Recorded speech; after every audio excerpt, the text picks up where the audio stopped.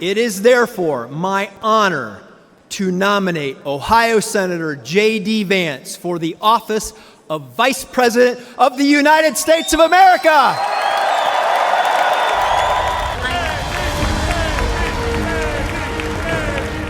Like Trump, Vance is a fighter.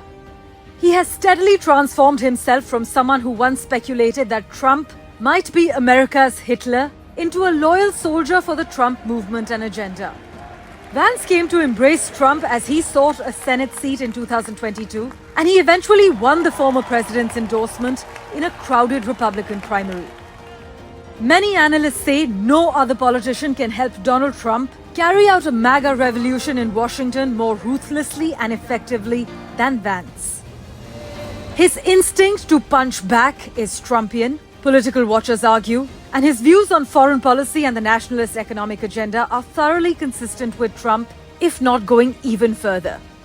Many also argue that his youth renders him unattached from any of the biases of those with close ties to any past Republican administrations, and his geographic background is meant to appeal to voters in the Midwest.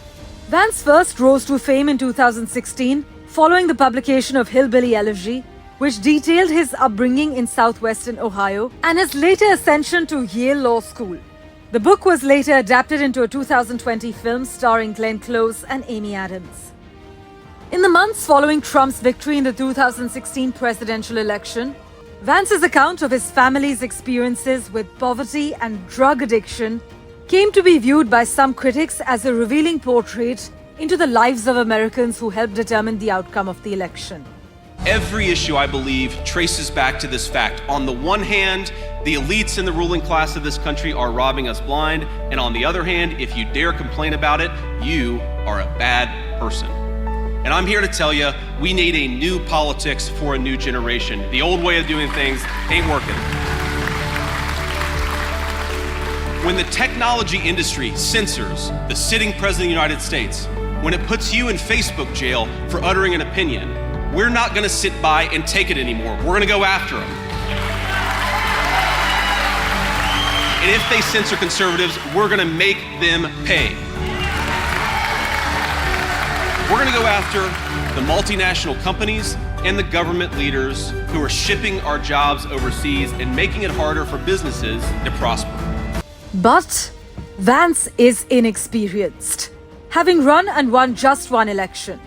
He's been in the Senate barely long enough to do anything of note, but with a victory in November, he'll effectively be viewed as the presidential favorite for 2028. In the year and a half since he joined Congress, JD Vance has served as one of Trump's most vocal and aggressive supporters on Capitol Hill. But what the Vance selection indicates more than anything is Trumpian confidence. Experts argue that Trump believes he is ahead, that he doesn't need to go outside his lane to make a choice, and that he has the latitude to choose whoever he likes. Now, if Trump is elected, JD Vance, who turns 40 in August, would be one of the youngest vice presidents in American history and one with just 2 years of elected experience. Parmeshwar Bawa for NDTV.